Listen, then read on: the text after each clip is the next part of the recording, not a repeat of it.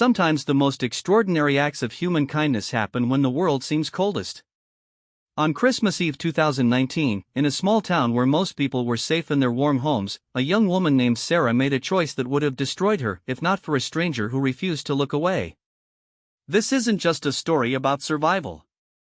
It's about the moment when one person's worst night becomes the beginning of their best life, all because someone else decided that no human being should face Christmas morning alone in the snow. What you're about to read changed two lives forever. Sarah's story reminds us that miracles don't always come wrapped in pretty packages. Sometimes they come in the form of a stranger's open door and the simple words, "You don't have to sleep outside tonight." The snow fell harder than the weather forecast had predicted, turning Christmas Eve into something that looked beautiful from inside warm houses but felt like punishment for anyone caught outside. Sarah Martinez pulled her thin jacket tighter around her shoulders as she walked down Maple Street, her breath creating small clouds that disappeared as quickly as they formed. At 23, she had learned that life rarely went according to plan, but she never imagined she would be homeless on Christmas Eve. 3 days earlier, Sarah had been evicted from her small apartment. The notice had come suddenly, though she probably should have seen it coming. Medical bills from her mother's cancer treatment had drained her savings, and, when her mother passed away 6 months ago, Sarah found herself drowning in debt she couldn't climb out of. The part-time job at the local grocery store barely covered food, let alone rent. Her landlord had been patient, but patience has limits, especially when it comes to business. Sarah had spent the last 2 nights sleeping in her car, but this morning the engine had finally given up completely. The mechanic said it would cost more to fix than the car was worth, which was both true and irrelevant since she didn't have the money anyway. She sold it for scrap and used the small amount of cash to buy a sleeping bag from the thrift store. Now, as the snow began to accumulate on the sidewalks, she realized that sleeping bag might be all that stood between her and freezing to death. The town of Millfield had always been the kind of place where people knew each other's business, but Sarah had kept her struggles private. Pride, maybe, or shame. She couldn't bring herself to knock on doors and admit that the girl who had graduated valedictorian from Millfield High was now homeless. Her few close friends had moved away for college or jobs in bigger cities, and she hadn't maintained those relationships well while caring for her dying mother.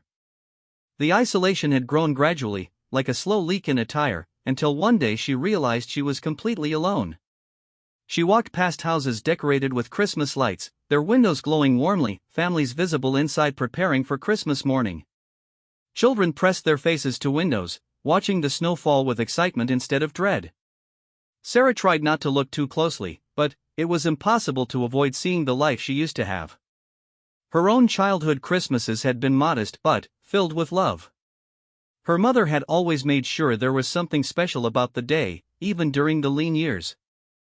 The public library where Sarah had been spending her days was closed for the holiday, and the coffee shops and restaurants that had provided temporary refuge were all shuttered. The homeless shelter in the next town over had been full for weeks, with a waiting list that seemed impossible to navigate without a permanent address or phone number. Sarah had tried calling from the library's phone, but the woman on the other end had explained the situation with a kindness that somehow made it worse. As the evening grew darker and colder, Sarah began to panic. She had read stories about people freezing to death in weather like this. The temperature was supposed to drop into the teens, and the wind was picking up. Her sleeping bag was designed for camping in mild weather, not for survival in a snowstorm. She ducked into the doorway of the closed pharmacy, trying to think of options she might have missed. The doorway provided some protection from the wind, but the concrete was already cold enough to leach heat from her body through her jeans. Sarah unrolled her sleeping bag and climbed inside, pulling it over her head. The synthetic material crinkled loudly in the quiet night, a sound that seemed to announce her desperation to anyone who might be listening. She tried to find a position that didn't put pressure on her hip bones against the concrete, but comfort was clearly not an option. Inside the sleeping bag, Sarah's mind raced through the choices that had led her here. She could have asked for help sooner. She could have swallowed her pride and reached out to former classmates or teachers. She could have applied for assistance programs before things got this desperate. But grief and stress had clouded her judgment, and each day had been about simply surviving until the next one. Long-term planning seemed impossible when short-term survival required all her energy. The snow continued to fall, and Sarah could hear it accumulating on top of her sleeping bag. Each flake seemed to make the night a little colder, a little more dangerous. She tried to stay awake, partly from fear and partly from a vague understanding that falling asleep in these conditions might be fatal. Her phone had died 2 days ago when she could no longer charge it, so she had no way to call for help even if she decided to abandon her pride. Around midnight, Sarah heard footsteps on the sidewalk. She held her breath, hoping whoever it was would pass by without noticing the bundle in the pharmacy doorway. The footsteps stopped. Then, she heard a man's voice, gentle but concerned. "Miss? Are you okay in there?" Sarah's first instinct was to pretend she was asleep, but something in the man's tone made her reconsider. There was no judgment in his voice, no impatience or anger. Just genuine worry for another human being. She pushed the sleeping bag away from her face and looked up at a man in his 40s, wearing a heavy coat and a knit hat. His face was kind but serious as he took in her situation. "I'm fine," Sarah said automatically, though they both knew it was a lie. The man looked at the falling snow, then back at her. "I don't think anyone's fine sleeping outside on a night like this. I'm David Chen, I live just down the street. Do you have somewhere warm to go?" Sarah shook her head, unable to trust her voice. The kindness in his question threatened to break down the wall she had built around her emotions over the past few days. She had been holding herself together through sheer determination, but this stranger's concern was undermining her defenses.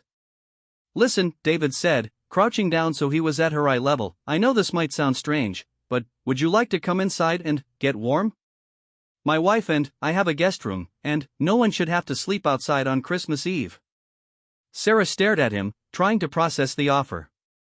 In another time and place, she might have been suspicious of a stranger's motives, but desperation had a way of clarifying things. This man could be dangerous, but the cold was definitely dangerous. And something about his manner suggested genuine kindness rather than anything predatory. "I don't want to impose," Sarah said, her voice barely above a whisper. "You wouldn't be imposing," David replied firmly. "It would be our privilege to help." "What's your name?" "Sarah." "Well, Sarah, what do you say we get you somewhere warm? You can leave any time you want, but right now, staying outside isn't safe." Sarah looked at the snow accumulating around her, felt the cold seeping deeper into her bones, and made a decision that would change her life forever. She nodded and began to pack up her sleeping bag with numb fingers. David waited patiently, not rushing her or making her feel like a burden. When she stood up, she was surprised by how unsteady she felt. The cold had affected her more than she realized. "My house is just a few minutes away," David said, taking the sleeping bag from her hands. "My wife Maria is going to be so glad we found you." She was worried about people being outside in this weather. As they walked through the falling snow toward David's house, Sarah felt something she hadn't experienced in months: hope. She didn't know what tomorrow would bring, but, for the first time since her mother's death, she wasn't facing the unknown completely alone. The warm lights of David's house came into view, and Sarah realized that sometimes miracles come in the simplest forms: a stranger's kindness and the promise of a warm place to sleep. The front door of David and Maria Chen's house opened to reveal a woman in her late 30s with concerned eyes and flour-dusted hands. Maria took one look at Sarah's snow-covered figure and immediately stepped aside to let them in. The warmth hit Sarah like a physical force, and she realized just how dangerously cold she had become when her body began to shiver uncontrollably as it started to thaw. "Oh honey," Maria said, her voice filled with immediate maternal concern. "David, get her to the bathroom so she can warm up. I'll make some hot tea and find dry clothes." Sarah wanted to protest that she didn't need charity, that she could manage on her own, but her teeth were chattering too hard to form coherent words. David guided her gently toward a small bathroom at the end of a hallway lined with family photos. The house smelled like cinnamon and vanilla, the lingering sense of Christmas baking that made Sarah's empty stomach ache with hunger she had been trying to ignore. "There are clean towels in the cabinet," David said, pointing to a small linen closet. "Take as long as you need to get warm. Maria will find you something dry to wear." When David closed the door, Sarah caught sight of herself in the bathroom mirror and barely recognized the reflection staring back. Her lips had a bluish tint, her skin was pale and drawn, and her dark hair hung in damp strings around her face. She looked like someone who had given up, and perhaps she had, somewhere in the